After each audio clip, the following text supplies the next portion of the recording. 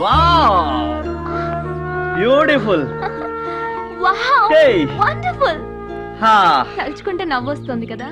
అవును, ఇద్దరం పోట్లాడుకోవడం, ప్రేమించుకోవడం, పెళ్లి చేసుకోవాలనుకోవడం ఆశ్చర్యంగా ఉంది కదా. వెళ్ళాక మన పెళ్లి విషయం పేరెంట్స్ తో చెప్తాం. ఆ, చెప్పుకోవడానికి నాకంటూ నా అనేవాళ్ళు ఎవరు లేరు. ఓ ఐఎమ్ సారీ. యాక్చువల్గా నాకు ఒక ప్రాబ్లం ఉంది, అది సాల్వ్ చేసుకోవడానికి ఈ జాబ్ కోసం వచ్చాను. ఏంటా ప్రాబ్లం?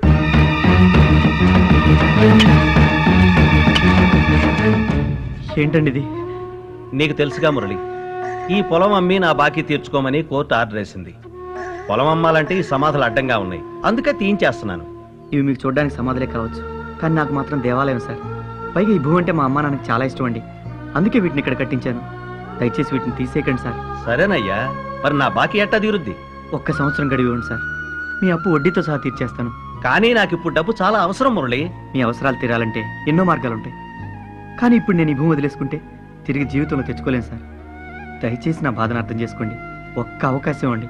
సరే, ఇంతగా అడుగుతున్నావు కాబట్టి నీకు 1 సంవత్సరం గడువిస్తున్నా. నా బాకీ వడ్డీతో సహా తీర్చేయాలి.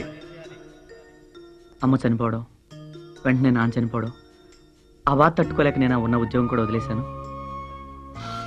ఓకే, నాకు మా అమ్మా నాన్న లేకపోయినా మనకి మీ అమ్మ నాన్న ఉన్నారుగా, వాళ్ళతో చెప్దాం. మీ అమ్మ నాన్న చనిపోయినా నీ మనసులో ఇంకా బతికే ఉన్నారు. నా తల్లికి భర్తగా నేను తండ్రి అని చెప్పుకోవడానికి ఒకడున్నాడు. అతను బతికున్నా నా మనసులో ఎప్పుడో చనిపోయాడు. అంటే నాకు 6 ఏళ్ల వయసప్పుడే మా నాన్న చనిపోయాడు. నాకు అమ్మకి తోడుంటానని మా తాతయ్య నొప్పించి మా దూర బంధువైన సూర్యప్రకాష్ అమ్మని పెళ్లి చేసుకున్నాడు. నాకు బాగా గుర్తు, ఆ రోజు దీపావళి.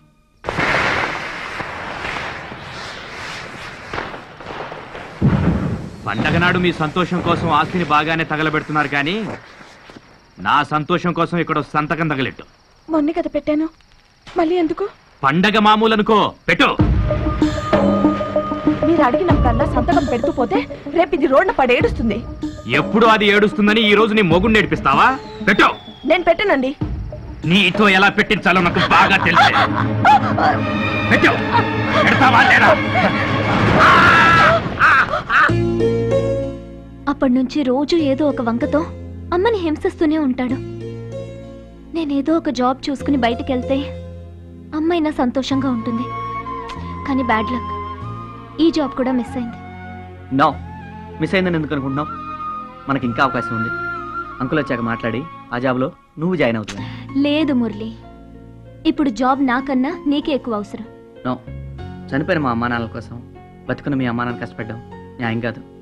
ఈ జాబ్లో నువ్వే జాయిన్ అవుతున్నావు. ఓకే, నువ్వు చెప్పినట్టుగానే నేనే జాయిన్ అవుతాను. సరే, బట్ జాబ్ వచ్చిన వెంటనే మనం పెళ్లి చేసుకుందాం. తప్పకుండా.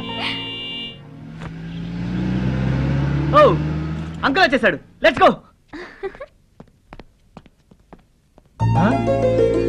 మీరేంటి ఇక్కడ ఉన్నారు? అంటే ఆ రోజు మీరు మమ్మల్ని హౌస్ అరెస్ట్ చేసి వెళ్ళిపోయారు కదా. ఆ రోజు మిమ్మల్ని 6 గంటలకే వెళ్ళమన్నాను కదా. వెళ్దాం అనుకున్నాం, కానీ ఆ రోజు ఏం జరిగిందంటే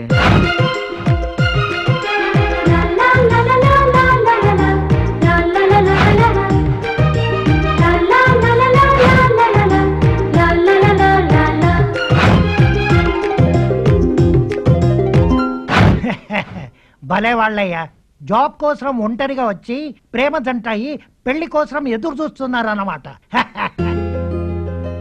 God bless you both. Thank you uncle. Thank you uncle. మీ పెళ్లి ఇన్విటేషన్ నాకు తప్పకుండా పంపాలి. పెళ్లి జరగాలంటే జాబ్ ఉండాలి కదా అంకుల్. ఓ, అదొకటి ఉంది కదా. మీ జాబ్ ఏమైందో తెలుసుకుంటే సరి. హలో, నేను మాథ్యూ మాట్లాడుతున్నాను. నేను చెప్పిన జాబ్ ఏమైంది? అవును. ఆహా, oh I see. Okay, I'll call you later. Bad luck Murali, ఈ జాబ్ మిస్ అయింది. పర్వాలేదు అంకుల్, మేము ముందే ఊహించాం. నాకు తెలిసింది ఏదైనా వేరే అవకాశం ఉంటే తప్పకుండా హెల్ప్ చేస్తాను.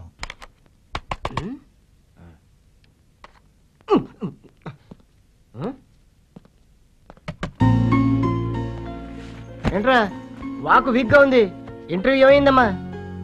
పీకింది. తెలుసు, బాధపడకు, నేను ఉన్నాను కదా. ఏంటా లుక్కు, నీకోసం జాబ్ చూసి పెట్టానమ్మా. నువ్వు నా కోసం జాబ్ చూసావా? యా. అదేమన్నా టీవీ అనుకున్నావు ఎప్పుడు పడితే అప్పుడు ఆన్ చేయడానికి? అంతేలేరా, చార్లే చెప్తే రికమెండేషన్, మేము చెప్తే ఇరిటేషన్. వెయిట్. ఏంటది? ఏ కళ్ళు పోయాయా? చూసుకో. ఎటకారం ఎక్కువైంది. తీసుడు.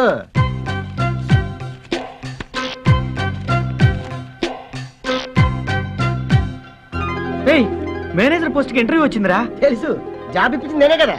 అదే లెటర్ ఇచ్చింది నేనే కదా అని. కానీ జీకేఎం గ్రూప్ కి నేను అసలు అప్లై చేయలేదురా. అప్లై చేయలేదా? సింధు మేడం అప్లై చేసి ఉంటుందిరా. ఎవరు సింధు? అంటే నీకు మేజర్ జాబ్ ఇప్పిస్తా అని చెప్పేసి హ్యాండ్ ఇచ్చింది ఆ అమ్మాయి. ఆ అమ్మాయి. ఆహా, చూడు ఇంటర్వ్యూ ఇప్పుడు వచ్చే సోమవారమేరా. సోమవారమా? ఇంకా 5 రోజులే ఉంది. రేయ్, ఇంటర్వ్యూ ఎలా ఉండాలి తెలుసా? నేను టీవీ రిపేర్ చేసేటట్టు ఉండాలి. అరే నువ్వు లోపలికి వెళ్ళి రండి రండి. ఆగు. ఈ ఇంట్లో అడుగు పెట్టే అర్హత నువ్వెప్పుడో కోల్పోయావు. బయటికి పో. ఏంటి మీరు మాట్లాడేది? తెలుగే అర్థం కాలేదా? తెగ బలిసి తిరిగొచ్చావుగా. ఏమండి? తెలియనట్టు నటిస్తూ నా దగ్గర నీ అతి తెలివితేటలు ప్రదర్శించుకో. ఏమండి అది? ఏంటే నీ సపోర్టా? పెళ్లి చూపులకు వచ్చిన వాళ్ళు నీ ముందే నన్ను చీకొట్టి చవటాన్ని బిర్దిచ్చెళ్లారుగా. 10 మందిని పిలిచి పప్పన్నం పెట్టి సంబరం చేసుకోమంటావా? ఛీ, కొవ్వు పట్టిన కూతుర్ని కని నా కొంపకి కొరివి పెట్టించావే.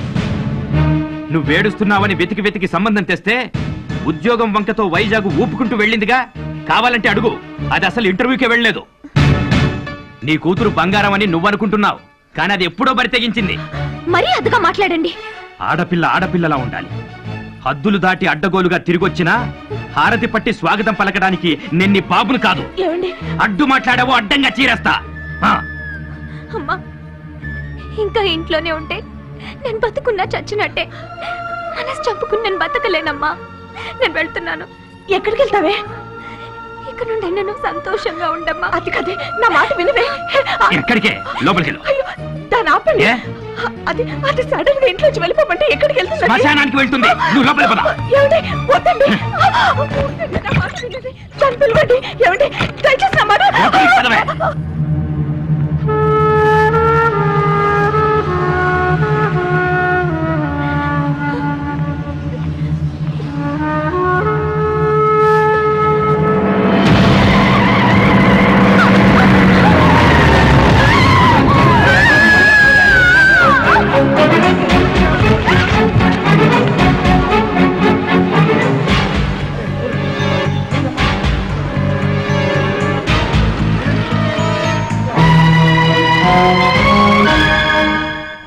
కంగ్రాచులేషన్స్, మిమ్మల్ని వైజాగ్ బ్రాంచ్ లో మేనేజర్ గా అపాయింట్ చేస్తున్నాం.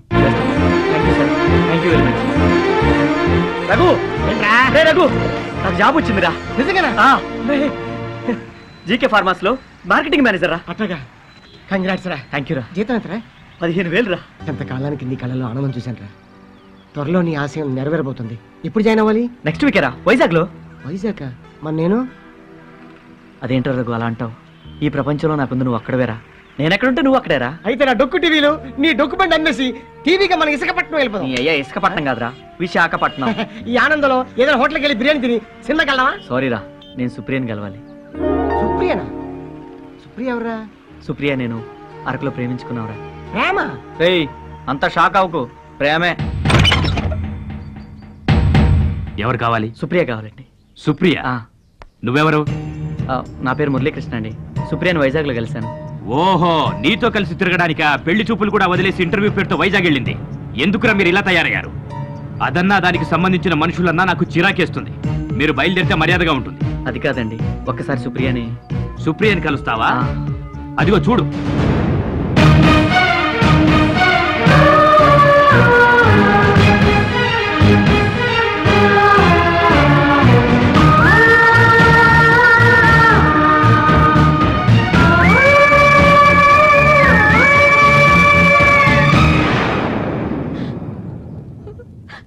చూశావుగా, దరిద్రం వదిలిపోయింది.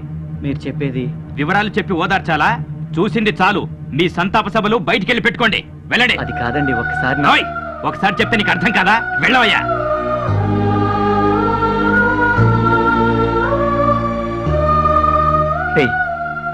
సుప్రియ చనిపోవడం ఏంట్రా? నేను నమ్మలేకపోతున్నాను. నమ్మాలరా. ఏంట్రా నువ్వు అనేది? సుప్రియ చనిపోవడం నా కళ్ళారా నేను చూశాను.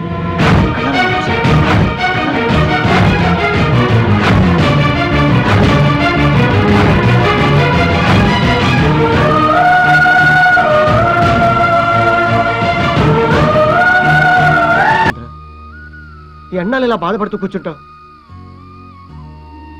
ప్రేమించిన అమ్మాయిని మర్చిపోవటం అంత ఈజీ కాదనుకో, కానీ ఆ అమ్మాయిని తలుచుకుంటూ నీ బాధ్యత మర్చిపోతున్నావు. కావలసిన వాళ్ళందరూ పోయారు. ప్రేమించిన అమ్మాయి చనిపోయింది. నాకే ఎందుకు ఇలా జరుగుతుంది? ఇలాంటప్పుడే ధైర్యంగా ఉండాలి. ఎక్కువగా ఆలోచిస్తే మనిషికి మనసే శత్రువు. జాయినింగ్ డేట్ కూడా దగ్గర పడింది.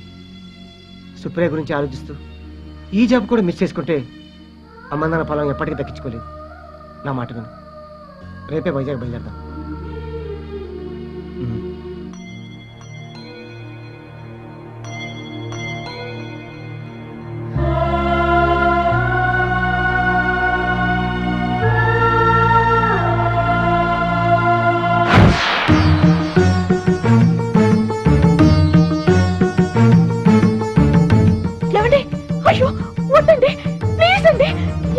చేస్తున్న పని. ఈ దండ తీసావో నీ ఫోటోకు దండ పడుద్ది, జాగ్రత్త.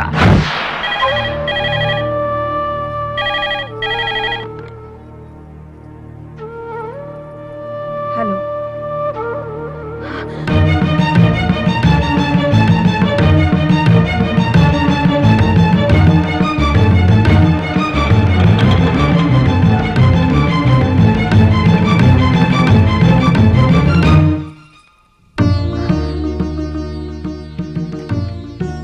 ఓకేనా సుప్రియ? 2 days బెడ్ రెస్ట్ తీసుకో. Okay sir. Thank you.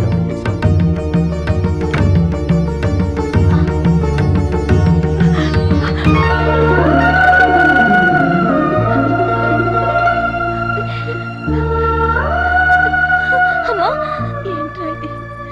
నీకే ఎందుకు ఇలా జరుగుతుంది? నాకేం కాలేదమ్మా. క్షమించండి అమ్మా, యాక్సిడెంట్ నా వల్లే జరిగింది. సుప్రియకి ఏం కాదు, అన్నీ నేను చూసుకుంటాను. నాకు ఆఫీస్లో ఇంపార్టెంట్ వర్క్ ఉంది, నేను బయలుదేరతాను. Take care Supriya. Okay uncle. వస్తానమ్మా. ఇప్పుడు సంతోషమేగా. ఇక నువ్వు బయలుదేరమ్మా. ఇక్కడికి వచ్చావని ఆయనకు తెలిస్తే చంపేస్తాడు. చచ్చిందని ఇంకేం చంపుతాడు? నా గురించి ఎందుకు కానీ, నీకోసం నీ ఫ్రెండ్ మురళి అట ఇంటికి వచ్చి వెళ్ళాడు. మురళి వచ్చాడా? అవును, మీ నాన్న నువ్వు చనిపోయావని చెప్పాడు. నీ ఫోటోకి దండేసి ఇంటికి వచ్చిన వాళ్ళందరికీ నువ్వు చనిపోయావని చెప్తున్నాడు. ఎవరమ్మా అతను? నన్ను నీలా చూసుకునేవాడమ్మా. అవునమ్మా, మేమిద్దరం ప్రేమించుకున్నాం. నువ్వు సరైన వ్యక్తిని ప్రేమించావనుకుంటున్నాను. అతనితో నీ జీవితం సంతోషంగా ఉంటుందంటే నాకు అంతకన్నా కావాల్సిందే ఉంది. థ్యాంక్స్ అమ్మా, థ్యాంక్స్. అర్జెంటుగా మురళిని కలవాలి. ఈ పరిస్థితిలోనా? ఎట్టి పరిస్థితుల్లోనూ కలవాలమ్మా. నేను చనిపోలేదన్న విషయం మురళికి తెలియాలి, లేదంటే తను తట్టుకోలేడు.